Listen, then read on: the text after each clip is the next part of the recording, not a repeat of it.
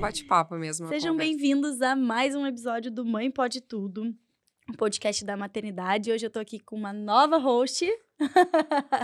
A partir desse episódio vocês verão vários hosts aqui, dependendo do tema, terão pessoas novas por aqui. A Tayane está conosco. E a doutora Júlia de Barros Machado, médica ginecologista obstetra formada pela PUC em 2004. Seja bem-vinda, doutora. Muito obrigada, queria agradecer o convite, um prazer estar aqui com vocês. Obrigada por ter vindo. Hoje a gente já vai abordar um tema que é um tema muito delicado e que a gente não vê sendo abordado nas redes sociais, que são as perdas gestacionais, que é algo muito comum, né? E muitas mulheres acabam passando pela perda gestacional e nem sabem, né, doutora? Nos conta um pouquinho, assim, tu recebe muitas mães que passam pela perda gestacional? Sim, a gente acredita que cerca de 70% das fecundações não evoluam para uma gestação até o termo, mas muitas delas não têm nem diagnóstico, né? Então, tem muitas pacientes que chegam a ter a gestação, não têm o diagnóstico, perdem e não sabem.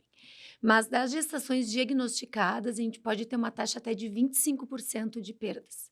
Nossa, é bastante. Varia conforme a população, varia conforme a idade, né? Quanto maior a idade materna, maior essa taxa. Ela aumenta principalmente a partir dos 35 anos. A partir dos 35. E o que tem causado mais essas perdas? Assim, 80% das perdas, principalmente no primeiro trimestre, até as 8 semanas, elas são causadas por alterações cromossômicas, né? Essas alterações cromossômicas, elas aumentam também conforme a idade materna, mas podem ser aleatórias. Fora esses 80%, que são as causas mais frequentes, a gente tem visto muito também o diagnóstico de trombofilia, né? Tem alterações anatômicas, entre outras.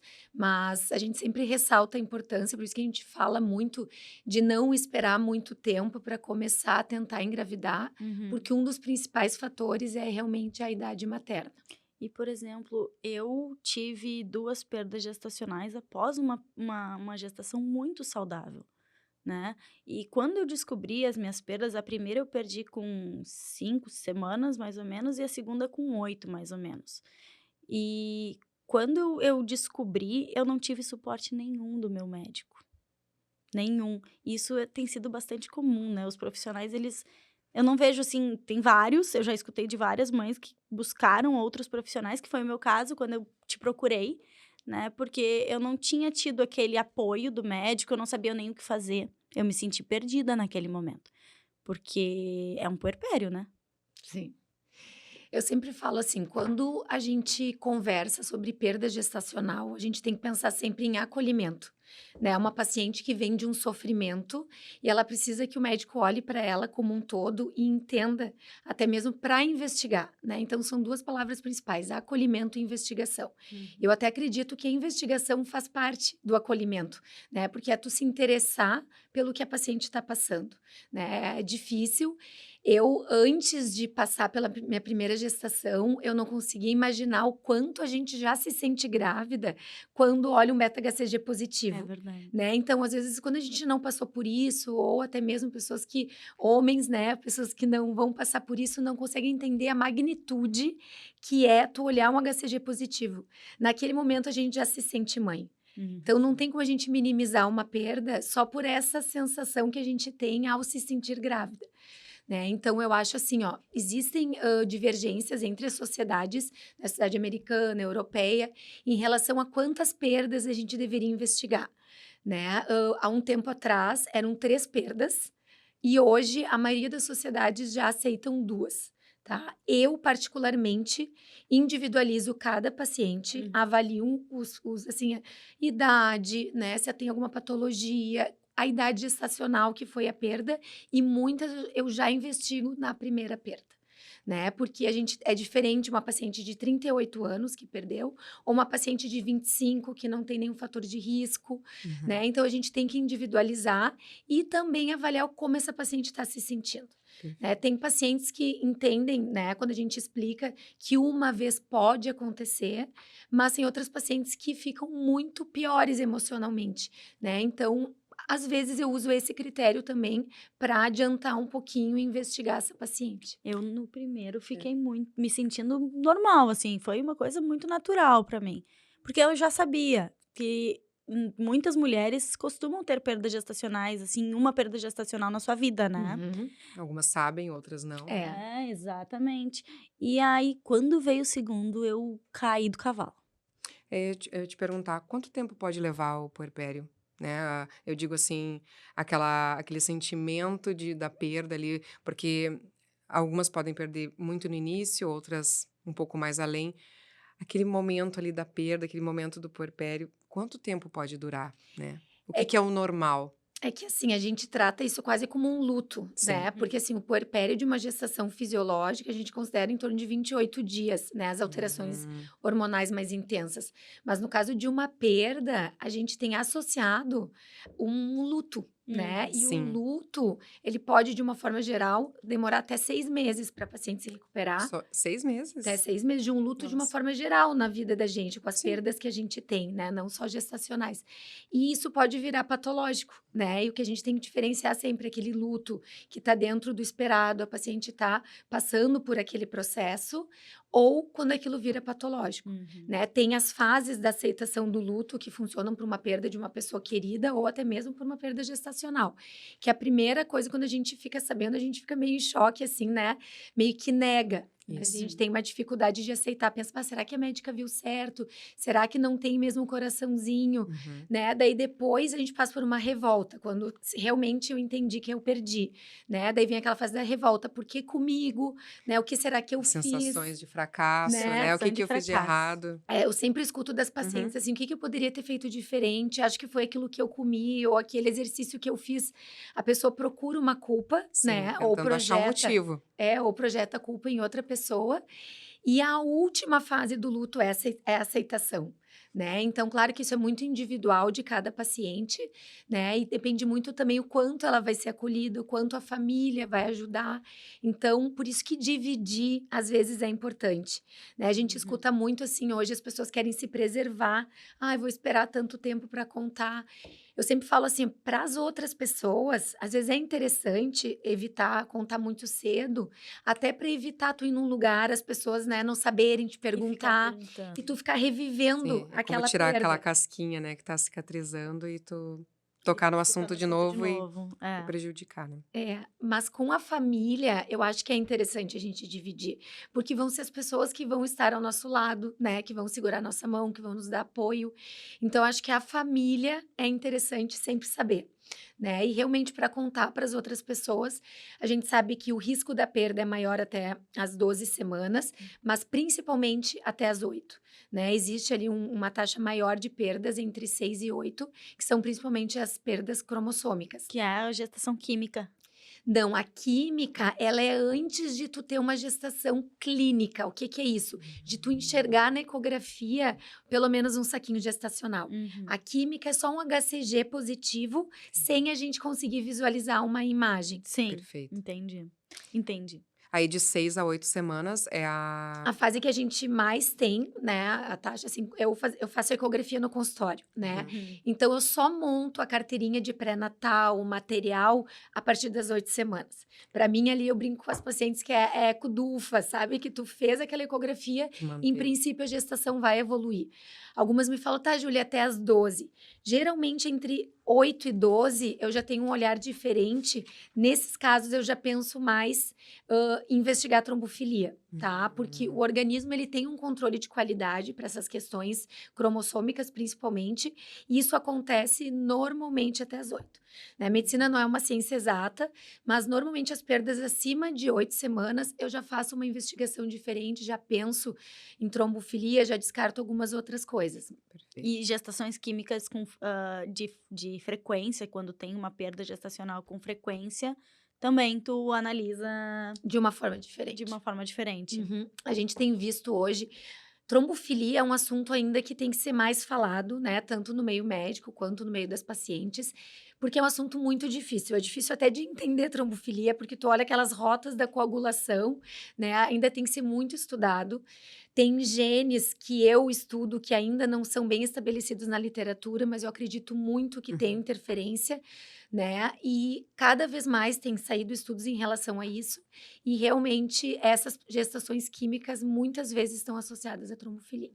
Tem um gene que eu, Júlia, estudo, né? Acredito que é o MTHFR, tá? E que sempre que eu investigo tudo, a paciente não tem uma outra causa e tem várias gestações químicas, eu investigo, geralmente tem a Que foi o mutação meu caso. do MTHFR.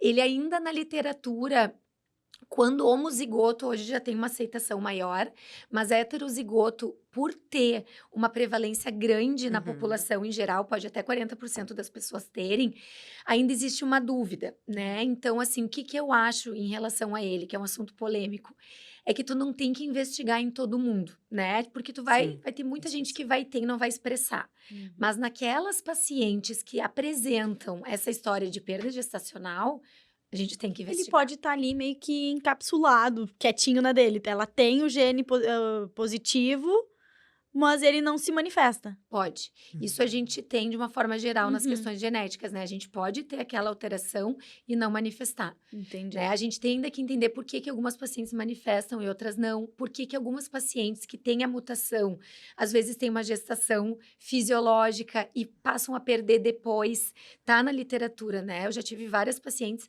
tinham tido uma gestação fisiológica e Sim. depois tiveram uma perda tardia ou tiveram abortos de repetição Hum. posterior, a gente investigou e teve o diagnóstico de trombofilia. E hoje a mulher que ela tem o diagnóstico de trombofilia, como é que ela, o que que ela tem que fazer para poder engravidar? Tem um protocolo a ser seguido? Assim, a gente tem as tromofilias adquiridas, né, as hereditárias. As adquiridas, elas podem estar associadas a patologias como lúpus, né, que geralmente a gente fala muito na síndrome antifosfolipídica, né, que é uma alteração que geralmente pode se desenvolver na gestação. Existe para a síndrome antifosfolipídica um protocolo bem específico que a gente usa hoje com associação de medicações com efeito anticoagulante, né? Sempre, geralmente a gente usa profilático, uma dose profilática. Para as outras mutações, né, principalmente as trombofilias hereditárias, depende do tipo de trombofilia, mas normalmente o tratamento também é anticoagulante. A gente avalia o caso da paciente, por exemplo, se vai para fertilização e tem trombofilia, a gente já inicia a medicação, né, que na maioria das vezes é enoxaparina, que é uma injeçãozinha, Uhum. que muita gente vê foto do bebê com coraçãozinho de Uhum. injeção, né, essa. A gente já começa antes da transferência. Né? No caso das pacientes que estão tentando engravidar espontaneamente, normalmente a gente inicia a medicação após o beta-HCG positivo. Hum. Então, tem o atraso, a gente Já começa. E começa. elas não começam a tomar nada antes. Eu começo muitas vezes, conforme o caso, já com AS antes, Uhum. né? Mas assim, não tem ainda um protocolo bem específico que diga, tem que começar em tal momento. Normalmente o protocolo é HCG positivo. Uhum. Em alguns casos, eu individualizo muito, converso com a paciente, divido com ela, né? Essa é uma decisão conjunta. E normalmente eu opto por já iniciar com a AS antes. E a mulher que toma o AS, ela tende a ficar com sangue mais fluido, né? Fino, né? Uhum. Mais fino, Uhum. isso. E quando ela tá no seu ciclo menstrual, ela tende a aumentar esse ciclo menstrual por conta da medicação? Uhum, ela pode sangrar mais, mas nada que tenha, assim, uma relevância que vai causar algum dano para a saúde dela, né? Principalmente a paciente que tem trombofilia, ela já tem uma tendência maior à trombose, né? Sim. Então, o AS já é até um fator protetor para ela. E ela poderia tomar esse AS durante todos os dias de sua vida, assim, algo assim, pra prevenir até. Assim, ó, a gente faz uma avaliação também. Algumas pacientes vão ter que usar tanto a S quanto outras, dependendo do tipo de trombofilia que elas têm. Uhum. Às vezes tem que usar até outras Mas medicações sempre, né? Algumas antes de uma viagem ou antes de uma cirurgia, situações que elas vão ter mais risco, vão ficar mais tempo paradas, que vão ter um risco aumentado de trombose. Mas aí depende muito, né? Porque tem aquelas que são heterozigotas, que a gente tem só um dos alelos mutados, tem paciente que é homozigota, tem os dois, né? Tem tipos de trombofilia, fator 5 de Leiden, né? Protrombina. Então, a gente sempre individualiza cada Cada paciente. paciente. E o histórico, né? Por exemplo, o paciente que já fez uma trombose antes da gestação, só com o uso de anticoncepcional ou numa viagem, é uma paciente que tem um risco aumentado, né? Isso é um assunto legal, isso é uma dúvida que tu falou do anticoncepcional. A mulher que tem trombose, ela pode tomar anticoncepcional normalmente ou ela é indicada a não tomar? Ela não deveria usar anticoncepcional combinado, oral combinado, né, com estrogênio e progesterona.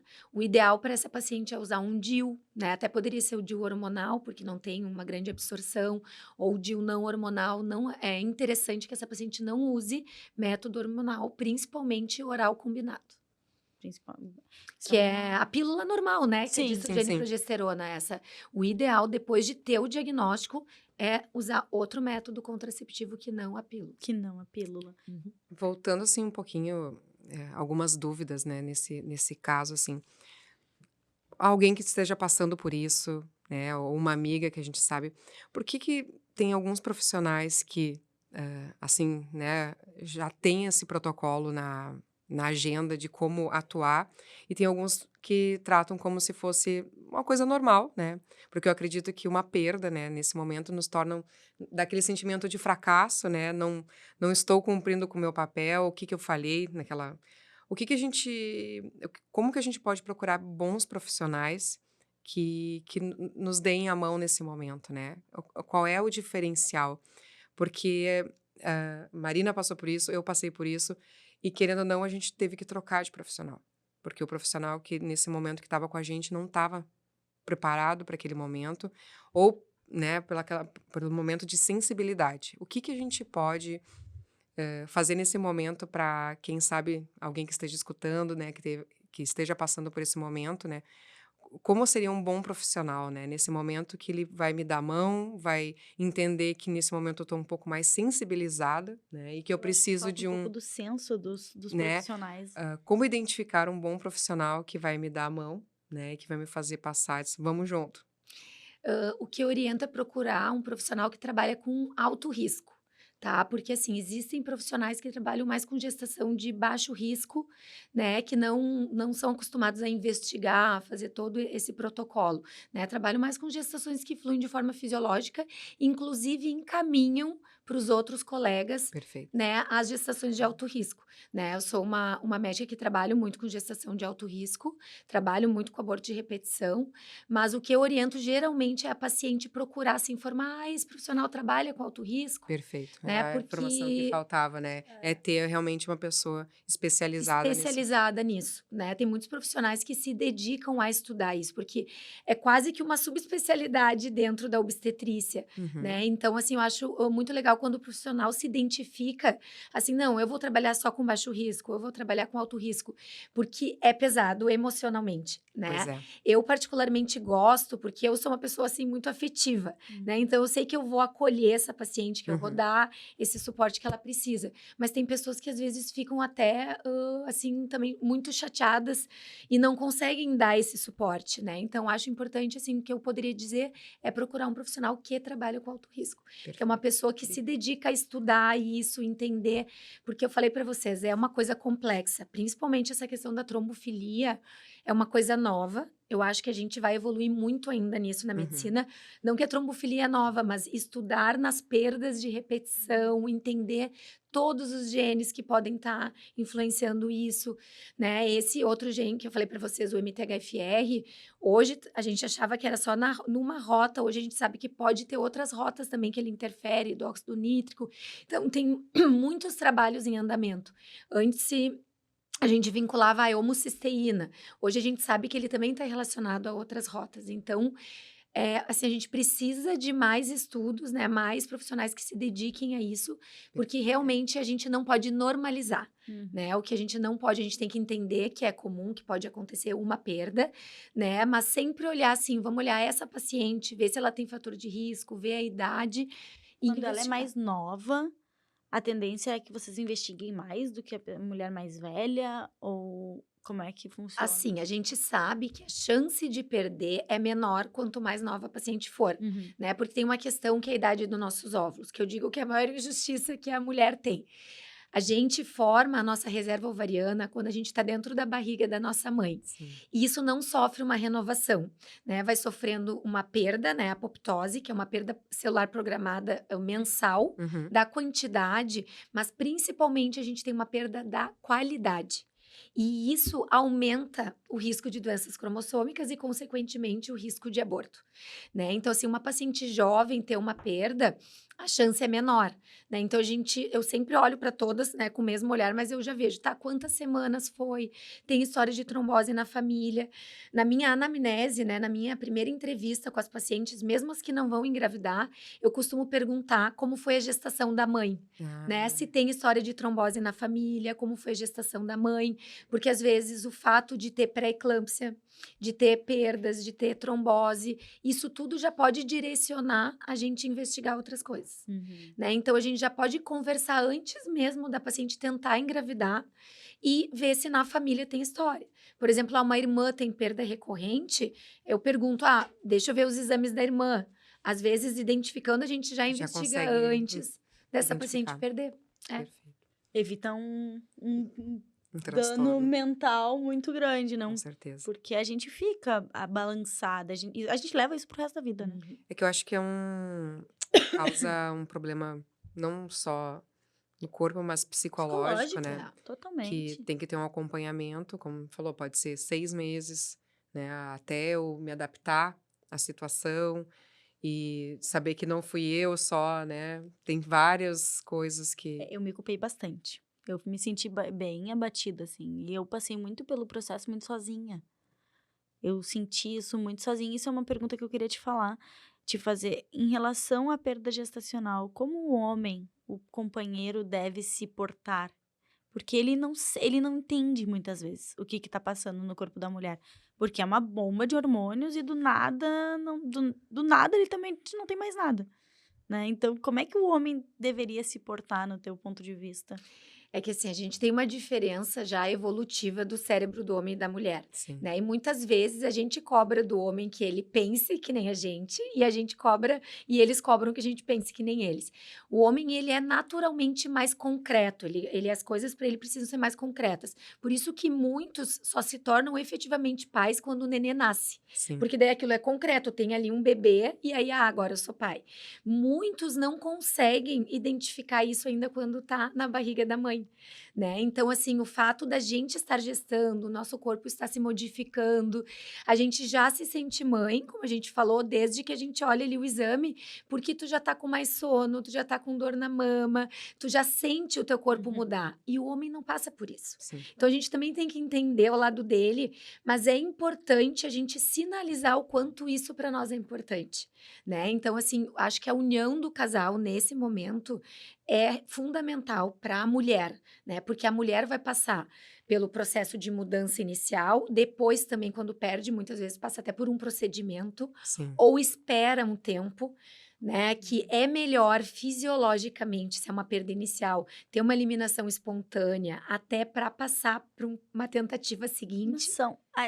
essa perda espontânea, assim, essa saída espontânea, ela é muito parecida a uma dor de parto, né? É, tem contrações, muda Uhum. um pouco a Sim, intensidade, Uhum. né? Mas eu acho que a intensidade ela é agravada pelo fator Pelo ainda fator tá perdendo, emocional, com certeza. né? Uma exatamente. coisa é tu estar tendo uma dor para ter um bebê, né? E outra coisa é tu já tá fragilizada emocionalmente e a dor realmente é Sentindo. Porque forte. começa devagarzinho, né? E aí do nada vem uma. É uma contração mesmo, É. é forte, né? Então, assim, eu sempre converso e divido isso com as pacientes, assim, para uma futura gestação, para o futuro reprodutivo, sempre é melhor quando ela consegue ter essa eliminação espontânea, né? Porque senão tu passa por um procedimento, tem uma manipulação uterina, só que é importante também a paciente avaliar o seu lado psicológico e saber o seu limite, né? Se Sim, realmente ela vai aguentar esperar aquele tempo, porque é aquele tempo que tu tá ainda vivendo, né?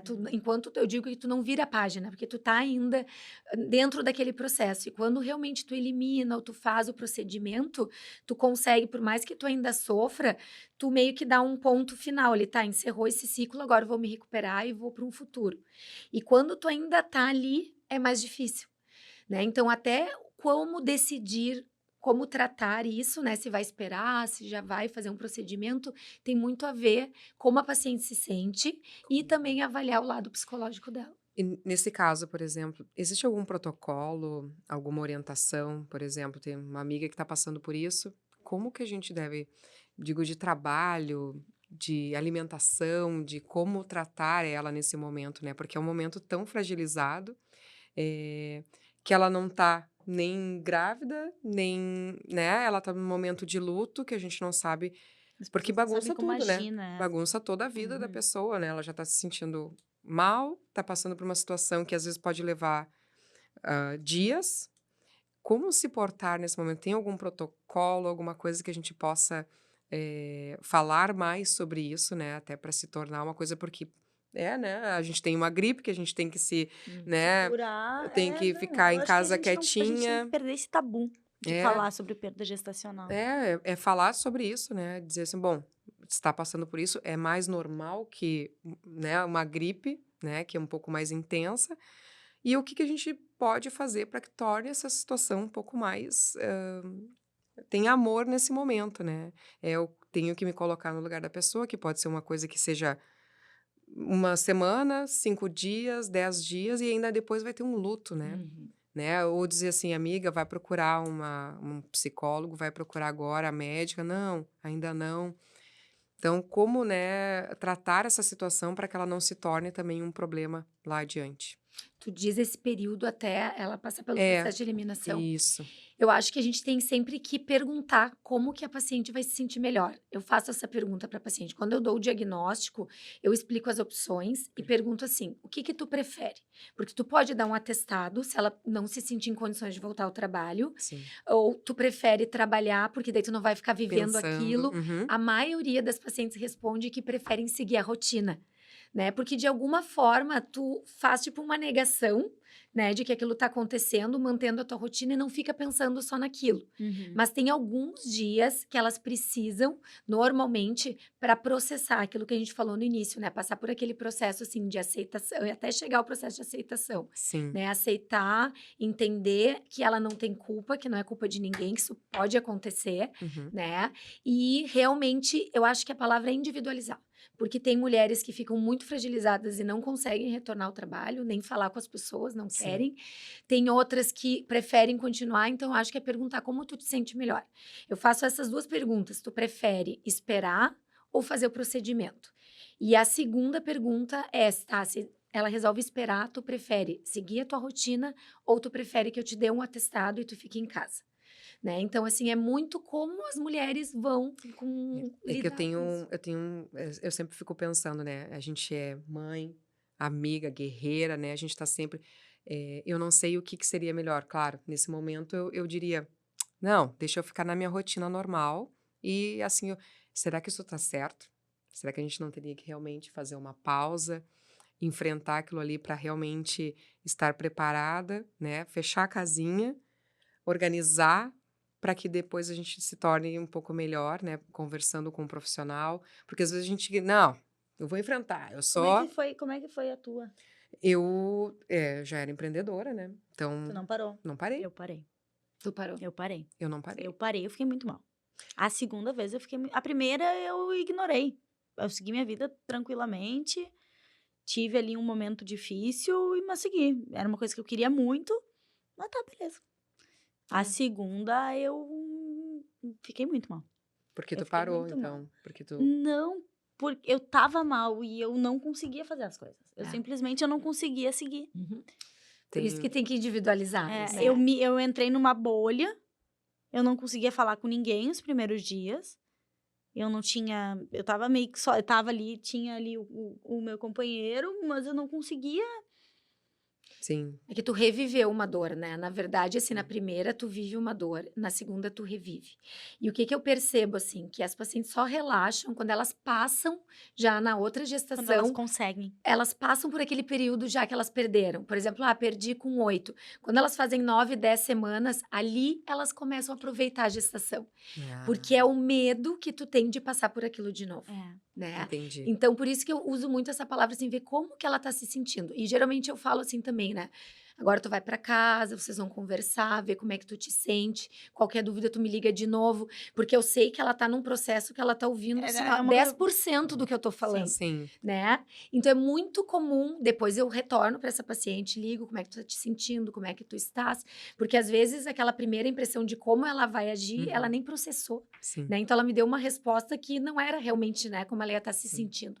Então é importante Só o que eu não médico tive esse acompanhar. suporte, porque eu te procurei depois, né? Eu falei, não, calma aí, tem alguma coisa errada. Quando eu olhei os exames, tinha vitamina D, vitamina. Eu, eu comecei, não, mas calma aí, tem alguma coisa errada, sabe? Não me pediu uma ultrassom.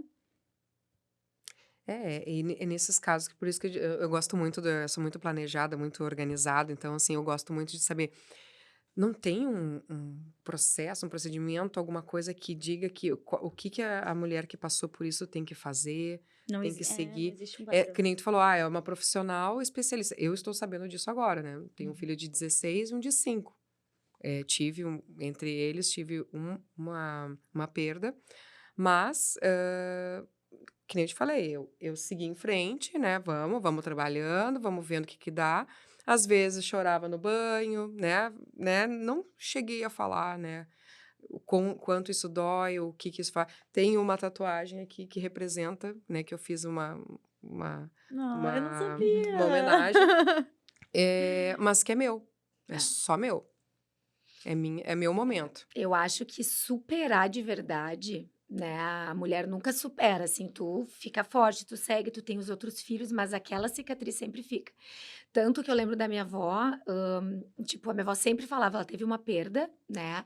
E ela falava no nome, tanto que eu sei o nome que seria, Uhum. sabe? Porque é uma cicatriz que fica. E ela teve vários filhos depois, mas mesmo assim Fica. fica aquela perda. É. Eu lembro até hoje que era Solange que ela falava, né? É. Então, assim, ó, imagina, anos, muitos, muitos anos depois, ela já era avó e aquilo ainda estava Ela ali, porque falava ela da falava para Solange. nós, né? Isso foi uma dica que eu recebi de uma amiga minha. Ela disse, Marina, o primeiro eu realmente meio que assim ignorei, sabe? Mas o segundo, ela disse, dá um nome. Dá um nome, porque independente de tu saber o sexo ou não, porque tu não tem como saber naquela idade gestacional, dá um nome pro bebê. E aquilo ali me deixou mais leve, sabe? Eu falo, é verdade, Sim, é dá o nome, verdade. reza, É, agradece, mas assim, são situações que tu não pode. Em qual momento eu vou falar isso com a minha amiga, né? Que não sei por onde é que ela tá, como que ela tá se sentindo, se ela procurou um bom profissional, tanto que a gente se conhece há muitos anos e a gente não conversa sobre isso. É. mas é complicado. É realmente, né? Como que eu vou indicar um bom profissional, né? Que nem eu disse, agora busca. Depois que eu conheci a doutora Júlia, eu passei a indicar a doutora, porque eu me senti tão acolhida.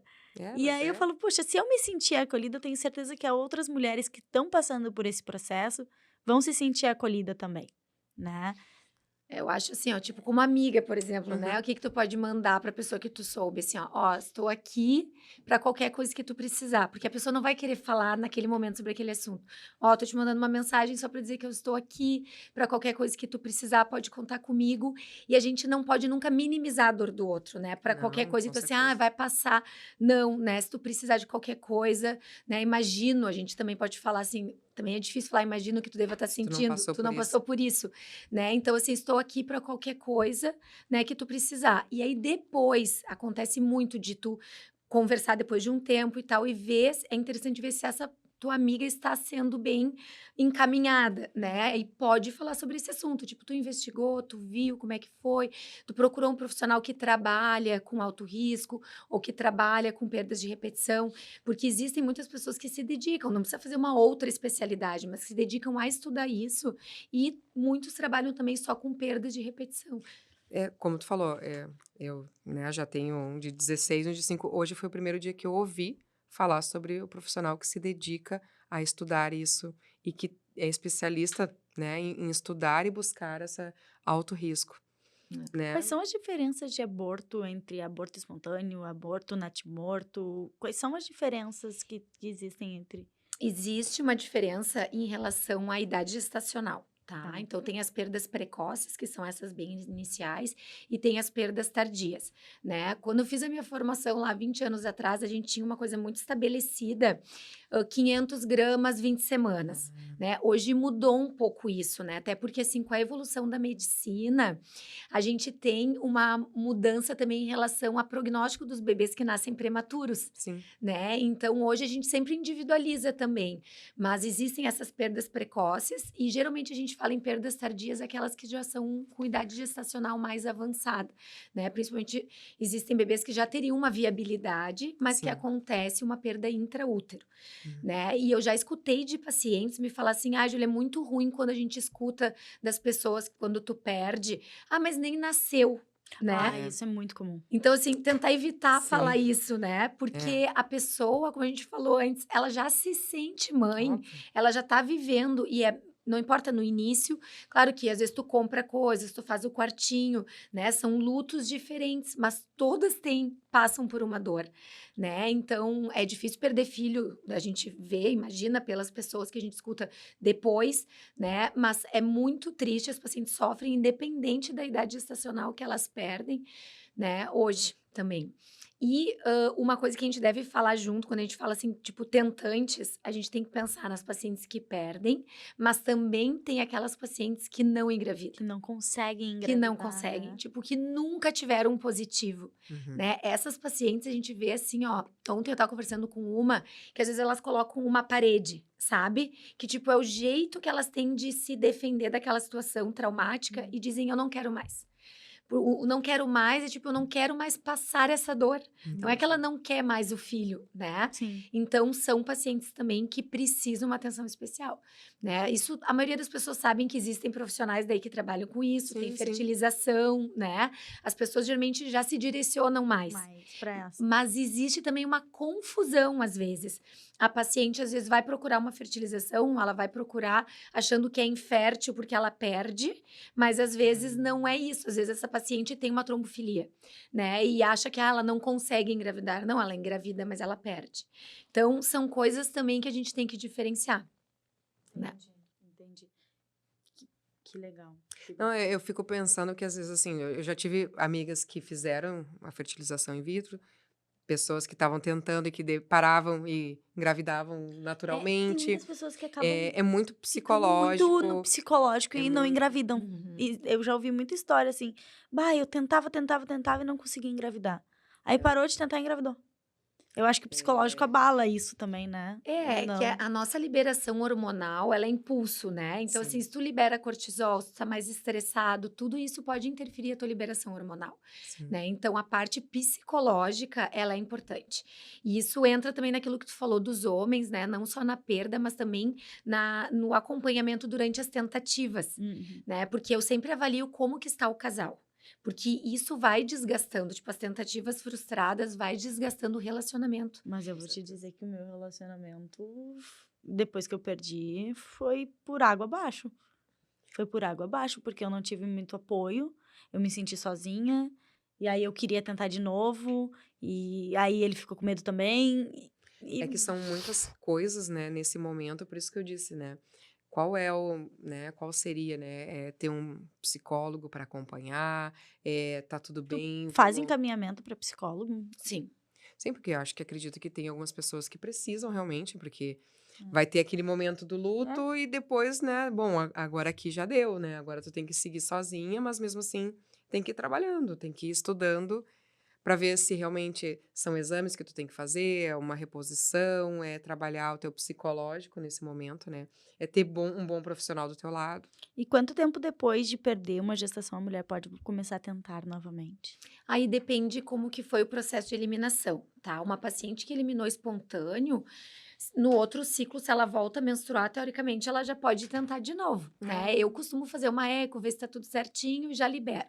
Quando ela faz um procedimento, aí depende também da idade gestacional, mas geralmente se faz uma aspiração intrauterina, né? Que é uma técnica que a gente usa hoje para ter menos lesão da parede uterina, que Perfeito. antes a gente fazia a curetagem, Uhum. hoje a gente né? Se consegue dar preferência, que usam um termo AMIL, que é uma abreviação, né? Que é aspiração manual intrauterina, já poderia de 3 a 6 meses. Geralmente 3 meses a gente libera, e eu vou muito também, como hoje a gente tem a ecografia, eu faço também a ecografia, eu avalio muito na eco como é que Sim, tá o como é que tá. endométrio, como é que se a paciente já tá ciclando regularmente, mas geralmente a gente espera um pouquinho depois do procedimento, se tem um procedimento cirúrgico. Se é uma perda espontânea, eu sempre falo, a natureza é sábia, né? Se Sim, tu ela já engravidar vai na sequência, Não tem é problema. porque o teu corpo já tá pronto, tá pronta para né? receber.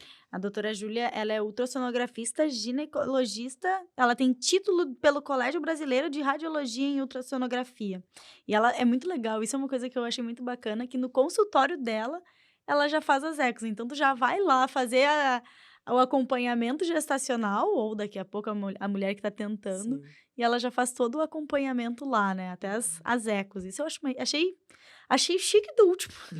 É que é bom, né, ter essa poder estar num local Mas com em uma São Paulo pessoa eu de acho que tem confiança. mais médicos que são ultrassonografistas, né? Aqui em Porto Alegre eu acho que não tem muito. É que assim, hoje até, durante a formação, os alunos de ginecologia e obstetrícia acabam recebendo, tem mais contato com a ultrassonografia, né? Na minha época a gente não tinha tanto contato, tu tinha que fazer depois, Ah, né? Mas é quase que uma outra especialidade. Uhum. Mas hoje tem, acho que essa geração mais nova já tem feito junto. Acesso a isso, né? É que muitos, às vezes, fazem a obstetrícia no consultório e a ultrassonografia numa clínica, não isso. faz junto, né? O que eu fiz foi ter o aparelho dentro da clínica e fazer junto, né? A Isso é muito paciente legal. faz a É porque consulta. passa uma confiança, porque tu já tá com o teu profissional de confiança. É. Faz a eco, então assim, É muito mais fácil.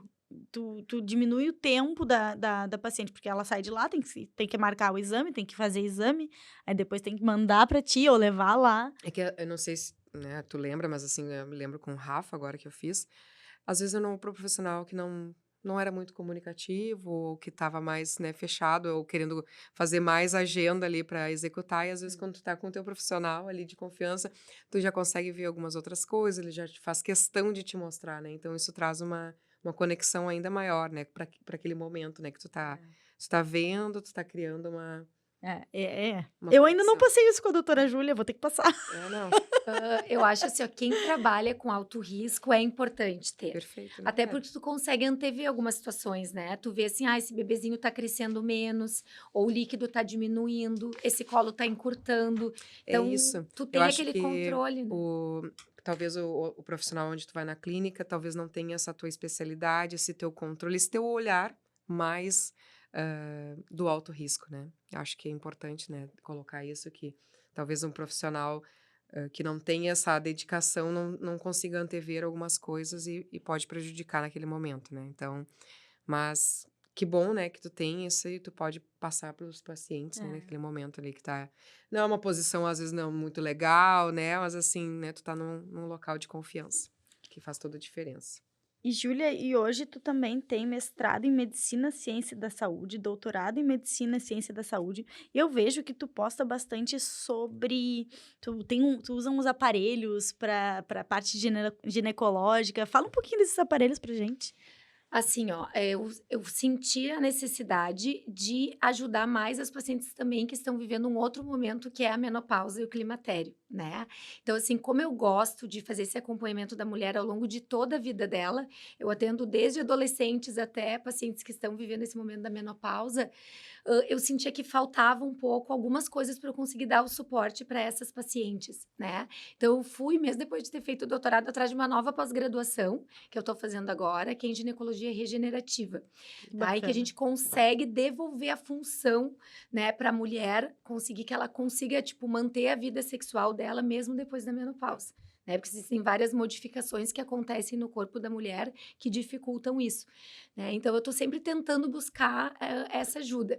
E o interessante é que isso tudo, como a mulher é um todo, também pode ser usado, por exemplo, para uma paciente que passou pela gestação e ficou com uma incontinência urinária, ou pós-gestacional após o parto. Então, o regenerativo não é só lá da menopausa, ele também é pós um momento que tu passou e que gerou um trauma ou um estresse no teu organismo, né? Então, eu consigo, com essa máquina, tu perguntou que é de laser fracionado de CO2, regenerar o tecido. Então, eu consigo Muito legal. pós-parto, Que né, legal. melhorar se a paciente ficou com alguma flacidez vaginal pós-parto normal, perda de urina. Isso a é uma gente coisa que consegue. eu acho incrível, porque a gente sabe que hoje eu tenho condições de ter uma consulta sim, mas as pessoas mais simples, né, que não têm esse contato, não têm essa informação, né? Não sabe nem que isso existe, né? Esses dias eu conversando com uma amiga, né, ela também disse que também tinha esse problema de perda, né, e que isso também não fala, olha, nem sabe, tô perdendo xixi, né? Não é uma coisa que tu vai falar pra tua amiga e tu assim, o que tu tá fazendo? Então também, né, tem toda essa parte, né, do como trabalhar o pós, né? Ou como tu vai trabalhar, como tu vai ficar nesse pós. Porque não é uma coisa que é falada, não é uma coisa que é Não, discutida, não. né? E talvez eu disse, "Mas o que eu vou falar pra minha médica que eu tô fazendo, né? Que tá escapando É, o xixi. então às vezes É não uma, tem, as pessoas às não vezes tem ficam a envergonhadas. conversa, né?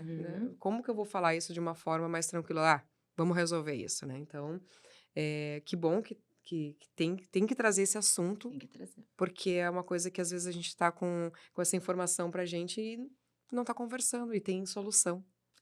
A paciente no puerpério tem que ter um olhar especial também, né? Porque normalmente ela passa por muitas modificações, tanto psicológicas quanto na própria vida dela, Uhum. na parte sexual e também do corpo. Né? E o corpo não é só a modificação da parte estética, né?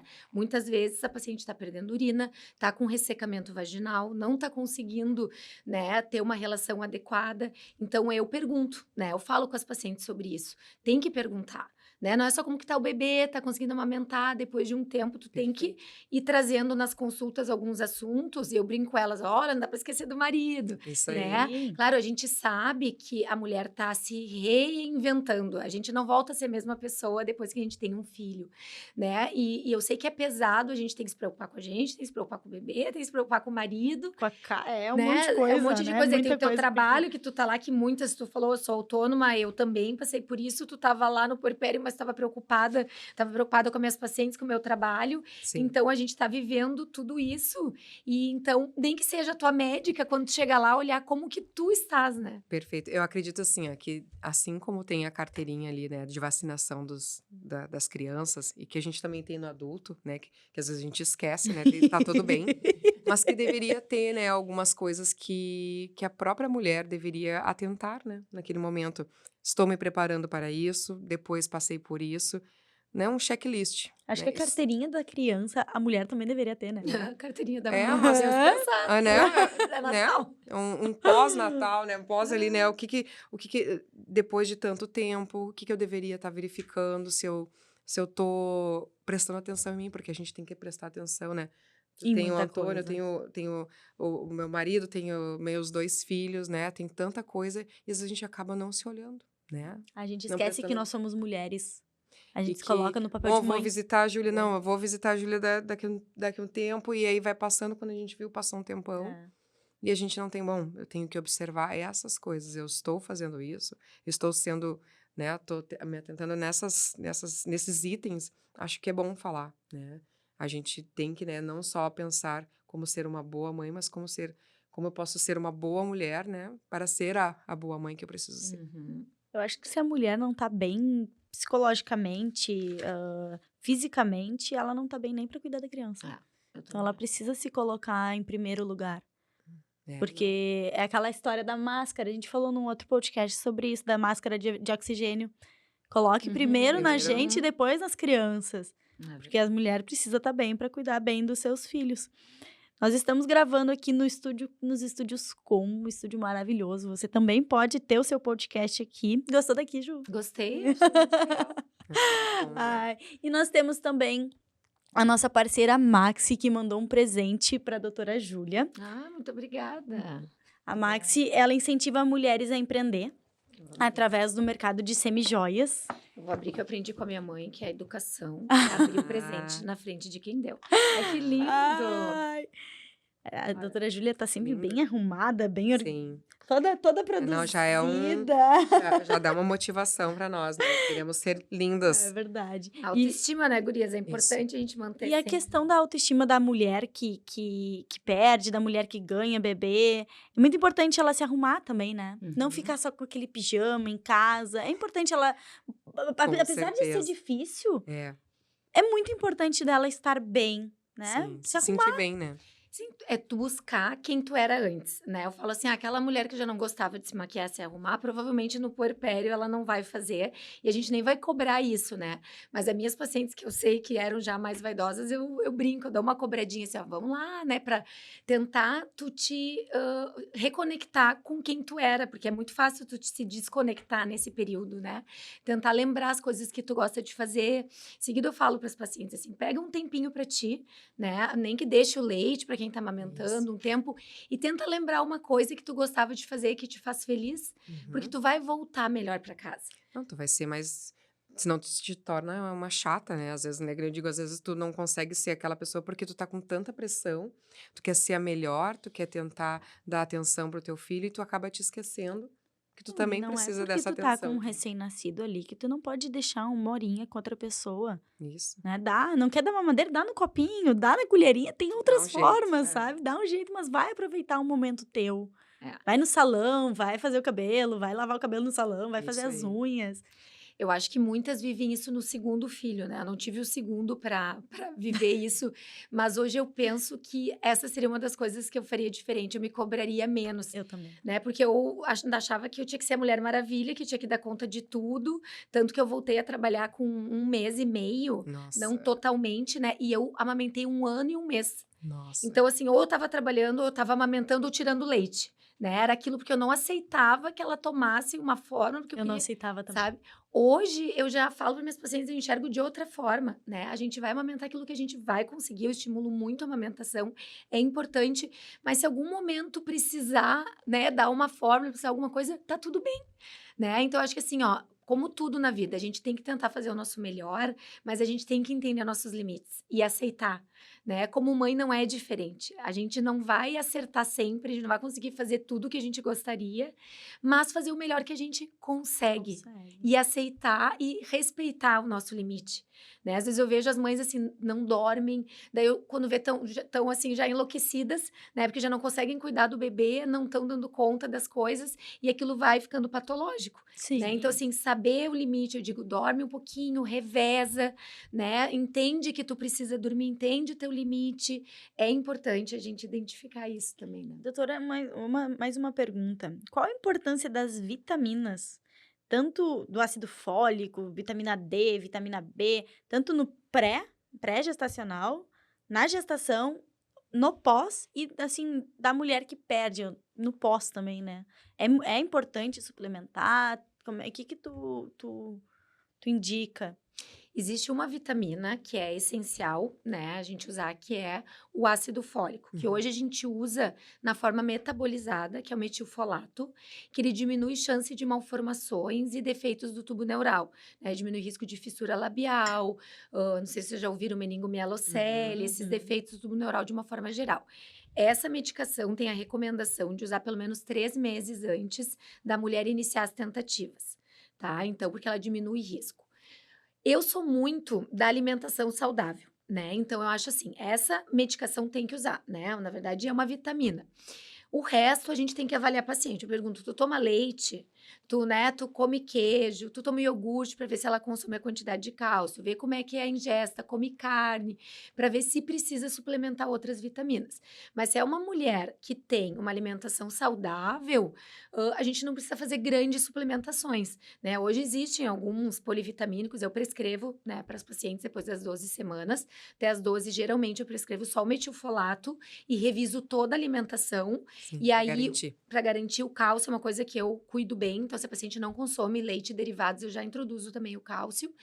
E aí, com 12 semanas, eu inicio um polivitamínico, né? Que a gente sabe hoje que tem estudos. Mas é uma coisa que a gente começou a fazer há alguns anos, né? E eu sempre falo assim, a gente tem que tentar lembrar como que a gente veio na natureza. Era pra gente comer o que tinha disponível, né? Então, eu acho assim que a alimentação saudável e a atividade física são as chaves para uma gestação saudável. Né? Então, tem que comer Perfeito. bem, tem que comer balanceado. Às vezes, um monte de fórmula, um monte de coisa artificial. Eu prefiro uma alimentação saudável, com tudo que a mulher precisa, né? Existe alguma vitamina que pode causar o aborto? A gente sabe que deficiências vitamínicas, de um modo geral, uma paciente, por exemplo, com uma anemia muito intensa, né, paciente desnutrida, Uhum. são fatores de risco para aborto. A parte nutricional é um fator de risco Se o próprio corpo vê que não tem condições de manter. de manter, acaba expulsando porque Sim. falta. Sim. E tem alguma vitamina? Ai, eu lembro que tinha uma que era para unhas e unha e Era cabelo. a biotina. Biotina, que Biotina. pode interferir nos exames. Ela interfere muito nos exames? Ela pode interferir em alguns resultados de exames. Daí a gente pede geralmente para paciente suspender o uso quando vai fazer alguns exames que pode alterar. Inclusive no beta-HCG ela pode alterar. Não, no beta não. No beta não.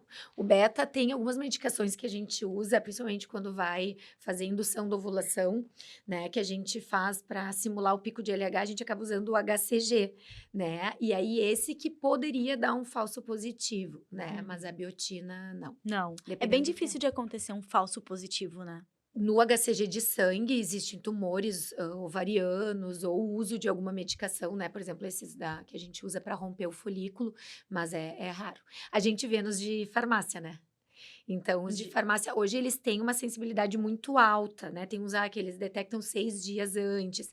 Então, pode já vir, nesses casos, testes falsos positivos. Por isso que eu sempre falo para paciente, a gente tem que fazer um HCG confirmatório, né? Porque os testes estão cada vez melhores no sentido de ser mais sensível, mas sempre que tu tem um teste mais sensível, tu perde em especificidade, né? Que seria aquilo, assim, a assertividade do teste. Tu deixa ele muito sensível, tu não perde nenhuma que tá grávida, mas tu tem falso positivo. Então, na verdade, tu não indica muito esses que são 6 dias antes. Não, até porque gera uma expectativa na paciente, né? Então, eu sempre falo pra paciente, espera atrasar a tua menstruação, primeiro dia de atraso, faz o teste.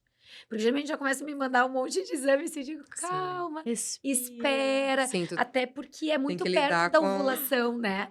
O pico ovulatório, ele acontece geralmente 14 dias antes do que a mulher vai menstruar, Menstruar. se ela Uhum. menstruar, né? Então, se tu engravidar, teoricamente 14 dias antes. Então, se tu começa um teste 6 dias, tu fez um pico de LH, o LH é uma molécula muito parecida com o HCG, então pode acontecer essas coisas. O LH é quando a mulher vai ovular. É o hormônio que libera para romper o folículo. Daí ela ovula e dura 24 horas o óvulo dentro do corpo da mulher, né? Existe uma discussão, né, de 24 a 48 horas. Eu, geralmente, quando oriento o período fértil, eu considero depois da ovulação 48 horas. 48 horas. Uhum.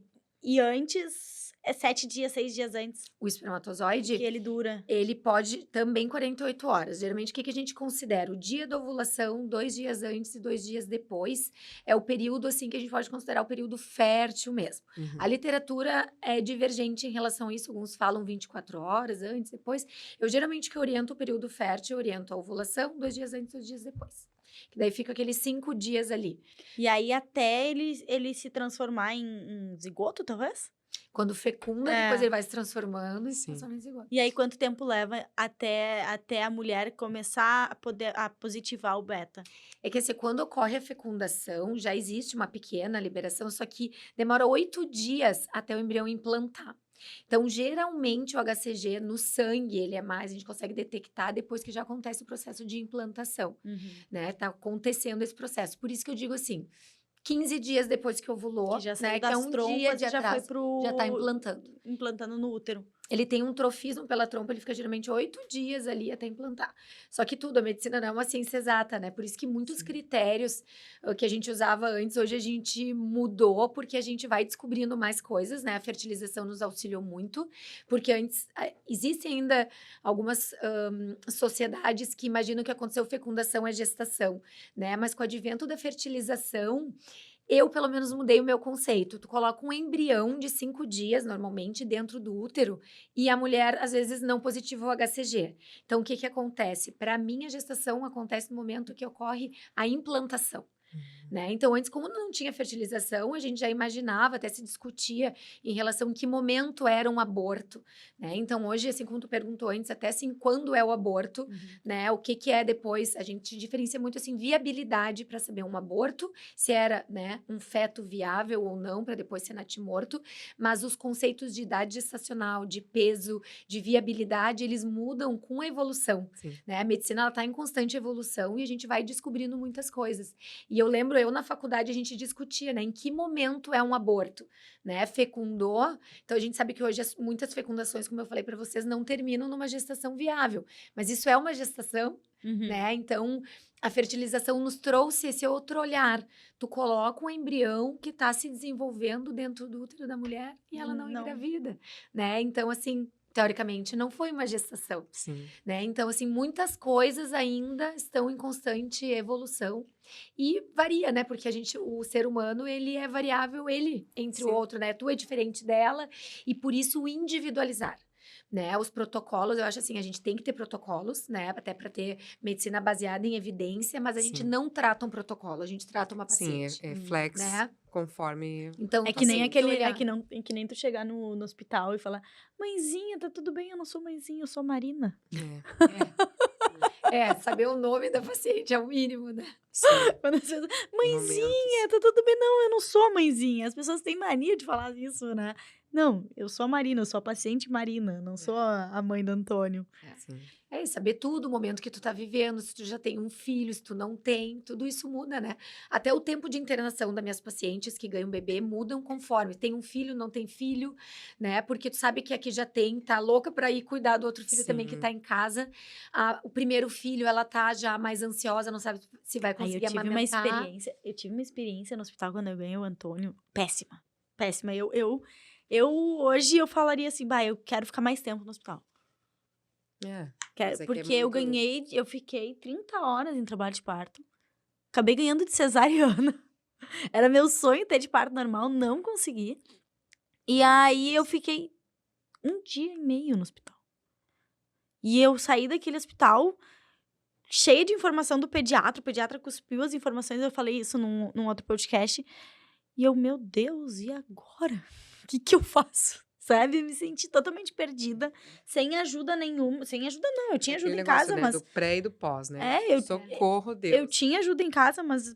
Eu falei, nossa, eu queria muito estar lá no hospital, recebendo comida ainda. Eu saí, umas semanas antes, eu desenvolvi uma alergia, não sei do que é, não podia nada de látex. Então, tive um centro cirúrgico lá que eu já queria desde o início, né? É cesárea e tá tudo certo. Né? Fiz meu cabelo, fiz meus cílios, estava lá pronta. E eu tava toda Desenvolvi inchada. uma alergia e todo mundo teve que fazer sem látex, tudo sem látex, né? E foi o melhor parto da minha vida. Ah, e o Foi parto com do música. Rafa, né? Sim, A foi do Rafa foi maravilhoso. lindo. Foi melhor, né? Foi o melhor parto da vida. Digo que foi extremamente humanizado. Né? Como é individual, foi aquele momento. Eu não Foi tive lindo. um parto individualizado. Eu acho assim, tanto quanto que ela falou do tempo de internação, tem que individualizar também, né? Eu pergunto, tu tá te sentindo bem para ir para casa? Isso é uma pergunta que não custa tu fazer para paciente. Verdade. Tem paciente que com 36 horas, ontem a gente deu alta para uma com 36 horas, porque o nenê tava mamando, ela tava segura, né? Ela tava num quarto que ela tava dividindo com uma outra paciente que não estava confortável. O marido não queria, eu olho também como é que tá o marido, não queria nem ir para casa, dar uma descansada. Então, tu individualiza aquela paciente. Tem outras que eu deixo 3, 4 dias, né? Então, esse olhar. E em relação à via de parto, para mim é a mesma coisa. Seguido, eu recebo essa pergunta assim, Júlia, o que tu prefere? Parto normal ou cesariana? Para mim, como obstetra, a melhor via de parto é aquela que a gente tem uma mãe feliz com um bebê saudável no colo. Perfeito. Isso. Né? Então, eu sempre digo assim, desde que isso não vá colocar nem a tua saúde, nem a do bebê em risco, eu vou deixar tu escolher. Agora, bom, bebê lá 4 quilos, né? Um bebê pélvico, que é sentado, aí não tem escolha. Ou, que nem eu tive uma semana, que a gente fala situação fetal não tranquilizadora, com uma alteração no MAP do bebê, ela era uma paciente que queria parto, nessa situação não tem escolha, Sim. né? Mas eu acho que a paciente tem esse direito. Então, não existe a melhor via. A melhor via é aquela que a paciente quer. Sim, né? você tem opção, né? Não, Você tem mas opção é que assim, ó, de... eu sempre digo assim, hoje a gente tá com muita informação. é internet. Tem umas que saem maravilhosas depois do parto e eu estava lá toda acabada, me achando, né, feia, horrorosa, mas eu estava assim, estava feliz porque eu estava com meu filho, tinha escolhido estar, né, fazer a cesariana, eu estava feliz. Eu tive, né, os meus amigos que estavam ali na saída, né, tu estava lá. Ah, eu tava. Então eu estava me sentindo plena, né? Tava muito bem, porque eu escolhi e não deixei os outros, né? Porque tu tem que ter normal, porque vai, né? E me senti É bem. escutar, eu acho que é escutar a tua vontade e a opinião do teu obstetra, né? Sim, Tu sabe que eu sempre falo assim que eu acho que às vezes o marido quer dar uma opinião, né? Eu acho que na via de parto só cabe a decisão da mulher no que ela quer. É claro que o obstetra, meu papel é poder te dizer se aquilo é as viável ou opções. não, né? Uhum. Mas eu procuro respeitar muito. Eu tenho pacientes, tem uma paciente que ela teve 2 partos normais comigo. O primeiro, ela quis analgesia e o segundo ela me falou: "Júlia, esse eu não quero analgesia. Eu me preparei, né? Eu quero Isso. passar por esse momento e viver de uma forma diferente, né? A minha opinião, Júlia, né, é que eu acho que hoje em dia a gente tem analgesia, ela pode ajudar muito a deixar esse momento Mas, de né? uma forma mais tranquila, mais leve. Mas era a opinião dela e eu Sim. respeitei. Então, ali não é a minha opinião. E ela ainda, em seguida, ela me agradece, Júlia, obrigada por ter respeitado a minha vontade. Mas era a vontade dela. Aquilo não ia colocar nem ela, nem o bebê em risco. Por mais que eu acho que ela não precisava sentir a dor, ela escolheu, ela quis passar por aquele momento, né? Então, acho que o papel do obstetra é tentar fazer o mais próximo do que a paciente quer. Então, às vezes as pessoas perguntam, tu faz mais parto ou cesárea? Eu digo assim, não, eu faço mais cesáreas, porque as pacientes que sentam na frente do meu consultório, elas me pedem mais, e porque eu trabalho muito com alto risco, né? Então, uma Isso. paciente de alto risco, eu vou priorizar a saúde dela e a saúde do bebê antes da via de parto, né? Mas naquelas pacientes que são de baixo risco ou que alto risco e têm condições de um parto normal, eu sempre vou deixar tentar fazer aquilo que ela quer. Né? Então a gente tem que respeitar. Tem benefícios de uns, benefícios de outros, mas a gente tem que respeitar a individualidade da Sim. paciente. E a trombofilia, ela dificulta um parto normal? Até o contrário, assim, né? Geralmente seria menos risco, né? Porque a cesárea, querendo ou não, é uma cirurgia. Mas o que muitas vezes a gente considera, assim? Tu usa uma medicação que tu tem o tempo que tu tem que parar e ela tem uma meia-vida ativa no organismo. Então, quando chega perto do período de nascer, a gente até troca, que geralmente a gente usa enoxaparina e a gente troca para heparina sódica, que tem uma meia-vida mais curta. O que é isso? O tempo de duração do remédio. Porque ela pode entrar em trabalho de parto a qualquer momento. E aí, como é que tu vai fazer? Uhum. Né? Então, muitas vezes, a gente opta por ela ter outros fatores de risco, né? Mas não é uma contraindicação para parto normal a paciente ter trombofilia. Até o fato dela não fazer um procedimento cirúrgico, como a cesárea, ela tem menos risco de uma trombose depois no puerpério, né? Entendi. E deixa eu te fazer uma. A gente tá chegando no final do nosso podcast. Eu acho que eu ficaria mais uma Horas. hora falando aqui sobre, Tem várias sobre perguntas, né? gestação, que é um assunto que eu sempre gostei muito e eu sempre estudei muito sobre esse assunto. Eu sempre fui muito a fundo. Mas quando a mulher tá tentando engravidar, tem mulheres que têm vontade de ter menino e tem mulheres que têm vontade de ter uma menina. Tem algum estudo que mostra que tem como escolher na hora certa, na hora H ali? Assim, ó, hoje existe um jeito, né, mas eticamente ele não é permitido, que seria o de certeza, que seria na fertilização, quando tu consegue fazer uma biópsia embrionária, né? A gente usa essa biópsia para ver patologias, alterações genéticas, não para ver o sexo. Mas indiretamente a gente acaba sabendo o sexo, né? Não é permitido eticamente fazer por isso, mas esse seria o jeito 100%. Mas a gente usa o conhecimento, né, que a gente sabe ali. O que acontece? O espermatozoide X, nós mulheres, a gente só tem X, a gente é XX, então nossos óvulos todos são X. O homem que determina o sexo, né? Então o homem, ele é XY, ele produz espermatozoides X, espermatozoides Y. O X, pela carga genética, né, que é o Xzinho, ele é mais pesado. Então o espermatozoide X, ele é mais lento. Mas ele dura mais resistente. Nós mulheres somos mais resistentes, Óbvio, né? óbvio. E o Y, até por ser assim, falta ali uma perninha, ele é mais leve. E aí ele é mais rápido. Só que ele dura menos, né? Porque pensem, ele é mais frágil, né? Uhum. Então, na ovulação em diante, teoricamente aumentaria a chance de menino. E antes da ovulação, aumentaria a chance de menina. Só que daí, assim, ó, como saber isso, né? Porque o ciclo, tem mulheres que têm o ciclo bem certinho e tem mulheres que têm o ciclo variável, né? A gente tem 2 fases do ciclo. A primeira, que pode ser variável, e a segunda, que é depois que a gente ovula, que dura 14 dias. Então, o jeito mais, assim, certo seria acompanhar por ecografia. Tá? Porque a gente sabe que normalmente o folículo rompe com 20 milímetros. E quando ele tá com 16, ele demora 2 dias até chegar a 20. Ele cresce em média 2 milímetros por dia. Sim. Então eu faço muito isso nas ecos. Eu olho, ó, folículo com 16 e no outro dia 18, a chance é maior de menina. Aí 20, que é o dia que rompe, aí depois da ovulação passa a chance maior de menino. Então, assim, eu sempre falo para os pacientes, não é certo, tá? Sim. Assim, em termos de certo, de certeza. Até porque tem homens que têm uma qualidade maior, quantidade maior de espermatozoides Y, outros X. Mas a gente pode dar uma direcionada para aquela paciente que, tipo, já tem 2 meninas e quer ter um menino, ou que já tem 2 meninos e quer ter uma menina, ou que sonha em ter menina. Eu confesso, né? Eu pedi autorização pro meu marido. Falei assim, ó, eu tinha um sonho muito grande de ter uma menina. Sim. Eu acho que quando a gente decide engravidar, a gente aceita o que, né, o Sim, que o vem que pra vem. nós. E eu Uhum. acredito que tudo que vem pra nós é porque era pra ser. Mas eu tinha um sonho, parece que eu já sabia, né?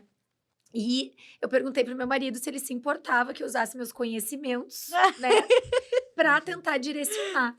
E ele falou que não. E aí eu olhei o meu folículo, ali estava com 16, eu mesma, né, na ecografia, eu tá 16 e 18, eu tentei naqueles 2 dias, que era o dia de menina, e depois não tentei mais, né, e aí veio a Laura, Hoje ela tem Olha, quantos anos? 13, que Já é uma legal. 13 adolescente. anos, já é uma Que adolescente. legal. Então, assim, tem como direcionar, eu explico isso, tem muitas pacientes que já me procuram, por isso eu digo, olha, eu não posso prometer nada pra vocês que não dá pra prometer, mas a gente pode tentar, né? Então, assim, o único jeito certo seria aquele outro que eu falei da fertilização, né? Sim. Mas que eticamente a gente não pode. Mas esse dá pra dar uma tentada. E tem muitos casos de gêmeos por aí, né? Eu vejo que tu posta nas tuas redes sociais, o arroba da doutora é Júlia De Barros Machado. de Barros Machado. E tu posta bastante gêmeos nas ultrações, nas É. ultrassons. Eu trabalho muito com pacientes, como eu falei pra vocês, de alto risco, e gemelar é considerado alto risco, Sim. né? Então, alguns me encaminham por isso. Mas eu também trabalho, assim, com alguns médicos que foram meus professores, que fazem fertilização. E a gente faz esse trabalho, assim, juntos. Tipo, eu tenho uma paciente que precisa, eu ligo pra ele, encaminho, passo o caso. Aí, quando ele tem uma paciente que não tem obstetra, que é alto risco, eu falo, Júlia, eu preciso que tu cuide dessa, sabe? Então, eu acabo trabalhando muito com pacientes que fazem fertilização. E aí, eu acabo recebendo um número maior de gêmeos, né? Mas, com certeza, aumentou o número de gêmeos pela fertilização. E Uhum. tentar natural, tem alguma forma para tentar gêmeos? A indução, né? Mas a gente não induz, como assim, ó, gestação gemelar é uma gestação de alto risco, a gente não faz ela por querer, Sim. né? Ela é uma coisa que pode acontecer. Então, quando a gente induz a ovulação, e eu falo, como eu faço ecografia de indução, eu aviso aos pacientes, ó, tu tem 2 folículos, esse mês pode vir gêmeos. A gente fazendo o acompanhamento pela ultrassonografia, a gente consegue ver que pode acontecer, né? Mas fazer por querer, na FIV, na fertilização, muitas vezes eles botam 2, mas não é buscando gêmeos, é buscando aumentar a As chance chances. de ter um, Sim. né? Então, às vezes, é uma paciente que já tentou muitas vezes, né? Que tem outros fatores de risco, tem a questão da qualidade do embrião, eles acabam colocando 2. Mas eu, Júlia, minhas pacientes sempre falam um. Até porque na fertilização, pela questão hormonal, tem mais chance de um se dividir. E aí gerar um gêmeo monozigótico. Então, tu bota 2, quando vê, tu tem 3 ou 4, Sim. né? Então, eu tive já uma paciente que ela transferiu 2 e virou 3 e ela já tinha 2. Meu Deus Né? do Ela céu. tinha 2 de um outro Já abre casamento. uma vaquinha online, né, pra ajudar. E ela só quis ter mais um do outro marido. Engravidou de 3. Mas no fim, acontece, isso é uma Nossa. coisa que pode acontecer, que às vezes não evolui, né? A Entendi. própria natureza, então sempre que é gêmeos ou trigêmeos, evolui um, né? Então eu falo para os pacientes, vão ver se vão evoluir os 2 ou se vão evoluir os 3. E essa paciente que eu contei para vocês acabou que evoluiu só um. Acabou terminando, evoluiu como gestação única. Bah. Nossa, é incrível. Que ela ia de 2 para É. 5, foi de 2 para 3, né? Melhor. Muitas É? histórias, né? Muitas histórias. Eu tenho 20 anos aí, né, de formada, então são Quantas muitas pacientes tu histórias. tem hoje? Sabe que muita gente me pergunta quantos partos eu já fiz, eu não contei. Isso é uma coisa que eu me arrependo, sabe? Que eu Sim. deveria contar, assim. Eu vou fazer 20 anos de formada, eu fiz, na minha época, a residência eram 2 anos, eu fiz mais um ano opcional, R3, fiz esses 3 anos, mas depois eu já comecei com consultório, já comecei a trabalhar, eu já trabalhava no R3, como eu já tinha especialidade, já trabalhava em algumas clínicas, então eu já tenho aí já tenho um particularmente que eu acompanho até hoje, que já entrou na faculdade, que já tem Nossa, que 17 anos. E que é uma paciente de Portão e que vem até Porto Alegre, que eu atendi no início da carreira. Eu ia aos sábados atender lá. Que E ela legal. vem até hoje constar comigo em Porto Alegre. E ela é uma paciente que me marcou porque ela tentou por 7 anos engravidar Uau. lá na cidade dela e não sabia o que que era. E eu, 7 recém-formada, Que legal, tinha terminado a Júlia. residência, né? Tava fazendo o R3. E eu fiz o diagnóstico que era ovário policístico. Em Eu 7 anos não identificaram. não tinha feito o diagnóstico. A gente induziu, ela engravidou. Então, assim, aquilo para ela foi uma coisa, assim, porque era uma questão de olhar, né, fazer o diagnóstico. Então, essa paciente me marcou porque foi uma das minhas primeiras, assim, pacientes que eu consegui fazer diferença. Que Sim. Né? bacana. Porque eu acho que a coisa que Que mais diferença, né? nos motiva, e eu amo ginecologia e obstetrícia, porque é a diferença que a gente faz na vida das pessoas, né? E a gente participa de um momento muito feliz, né? Sim. Às vezes é triste, mas eu digo para as pacientes, é triste por um período. Porque eu não desisto dessas pacientes. Algumas pacientes que desistiram, eu não deixei. Tanto que em seguida eu recebo algumas mensagens assim, obrigada por não ter me deixado desistir. Legal. Eu respeito o tempo, mas eu fico ali, né? Tem Eu umas parei de que... tentar. É. Não pode, vê. não deixa. Calma lá. Eu vou lá, sempre toco nesse Mas é assunto, meu sabe? sonho, é meu sonho, assim, uma coisa, grita em mim. Esses tempos eu tava escutando falar sobre um baby fever. Já ouviu falar esse termo? Não. É quando a mulher tem muito forte em si a vontade de ser mãe e chega a ser até meio irracional. A mulher, ela quer ser mãe a todo custo, literalmente. E aí eu comecei a ler, eu vou te mandar, tem um artigo falando sobre isso, eu vou te mandar. Legal. E aí eu falei, bah, mas eu acho que eu me encaixo nisso daí, porque é uma coisa até irracional, sabe? É uma muito forte. Bah, tu fala em ser mãe, eu quero ser mãe agora. Ai, querida. É uma coisa muito forte. E tem muitas mulheres que têm essa vontade, mas eu meio que deixei assim um pouquinho mais... Porque eu tava numa época que, nossa, eu tava no meu ciclo, eu já tinha comprado o teste de gravidez, e eu sou uma pessoa que tem um ciclo muito regulado, sabe? Eu sou muito certinha no meu ciclo, eu sei o dia que eu vou ovular, eu sei o dia que eu vou menstruar, eu sei exatamente o dia certo. E aí eu falava, pá, agora já fazem 12 dias, amanhã vem minha menstruação, 12 dias após a ovulação, normalmente... 14. Não, o meu normalmente Antes? é 12. Ah, então já tem um diagnóstico pra gente pensar aí, que pode Ó. ser insuficiência de corpo lúteo. Porque Porque, Olha aí, olha, ó, a já médica saiu o vai- meu é 12, 13 dias depois da após a ovulação. ovulação. Tem que ser 14. Não. Vamos, E vamos ver isso aí- aí. Vamos ver isso aí, olha. Não, eu já tenho que marcar, eu já disse pra Júlia que É. eu tenho que ir lá. Isso aí. Sabe que por isso que é importante a gente analisar cada detalhe, né? Como é que é o ciclo. Tu viu? Só eu falei um detalhe, ela já... eu Opa! por isso é importante, porque assim, ó, a primeira fase ela pode ser variável. Aí depois que tu ovula de fato, tem que durar 14 dias, porque quando a gente ovula, forma uma estrutura chamada corpo lúteo no ovário, que produz progesterona, e ele dura 14 dias. Então, se tu menstruar antes, talvez esse corpo lúteo Ó, tá com pouca progesterona, Eu e não é uma mar- suficiência de eu não corpo marquei ainda, mas começou hoje, tá? Gente, Ah, Olha papo aí, mulher, tá né? é. Olha só, 13 dias. E como é que tu fez o diagnóstico da tua ovulação? Eu já fiz através do LH. Mas tu fez o testezinho. Eu já... mas eu sinto exatamente... Eu sinto Tu muita sente a dor. dorzinha da ovulação. E normalmente no ovário direito. Seria, a gente vê que normalmente as mulheres costumam ovular uma vez Em cada um. ovário. sim. Mas como eu faço o controle da ovulação das pacientes, tem pacientes assim, ó, só o esquerdo. Daí eu só o direito. Daí a gente brinca, agora o esquerdo resolveu trabalhar. Daí, então é muito E é diferente. uma dor bem aqui embaixo, assim, perto Só- da realmente, virilha, aham. sabe? Sim. E eu sei direitinho. Eu sei direitinho e também pelo muco. Uhum. Pelo muco que fica Então- um muco meio gelatinoso, meio claro de Vai, ovo. Então, tu nós vai já te vamos deixar conhecendo, né? anotado isso aí. É isso aí. Viu? Gente, papo de mulher, né? Aqui mãe pode tudo. Isso aí. Júlia, eu queria te agradecer a tua vinda. Aqui é o Mãe Pode Tudo, o podcast oficial do Mamãe Completa. Tu vai estar finalmente dentro do Mamãe Ela Completa. faz tempo que ela vem me chamando, eu até peço desculpa ter demorado tanto. Ai, tu Mas vai eu vi no estar meio de aí. uma obra que isso aí já Viu vale o dobro, só? né? Já vale o dobro. A doutora tá ampliando aí seu consultório. Legal. Tu atende também o plano de saúde aqui em Porto Alegre, né? Atendo Unimed. Unimed. Então, mulheres que quiserem procurar a doutora Júlia, Só eu atende aqui em super Porto Alegre. Só em indico. Porto Alegre. Uhum. E tu sempre faz parte em um único hospital, né? Eu faço no Hospital Moinhos de Vento. É. Já fiz em vários, mas depois de um tempo, né, a gente vai ficando mais velha. Mas aqui em Porto Alegre a gente tá com déficit de maternidade, né? É, a PUC fechou, né? Eu E trabalhei o um Mãe de tempo. Deus também. E o Mãe de Deus também. É. Depois da enchente, o Mãe de Deus fechou a Sim, maternidade. agora não tem condições. Eu não acreditei quando me É. contaram. E a PUC foi uma grande perda, na verdade. Eu fiz toda a minha formação na PUC, né? Fui preceptora, plantonista na PUC. Foi uma grande perda, porque a UTI neonatal da PUC Era maravilhosa, né? fantástica, né? Então, a perda maior, eu acho que a parte da obstetrícia foi ainda a UTI neonatal. Porque assim, ó, eu ficava segura em entregar meus pequenininhos lá, que eu sabia que eles estavam muito bem cuidados, era assim, muito bom. Foi uma grande perda mesmo. É verdade. E agora a gente, de hospital particular, a gente tem o Moinhos e provavelmente daqui a pouco vai ter ali aquele complexo novo do Santa A Casa, Santa Casa, né? isso, eles estão fazendo uma maternidade. É. Vai ser só esses dois. Uhum. Ah, não, tem o Divina.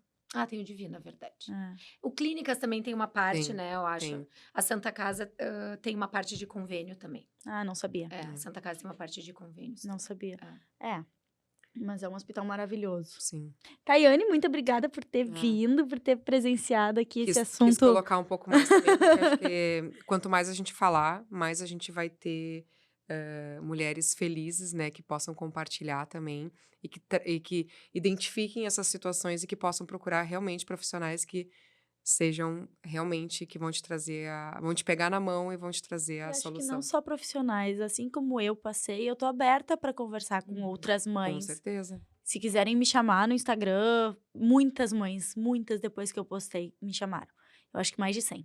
É porque a pessoa entende a tua dor, né?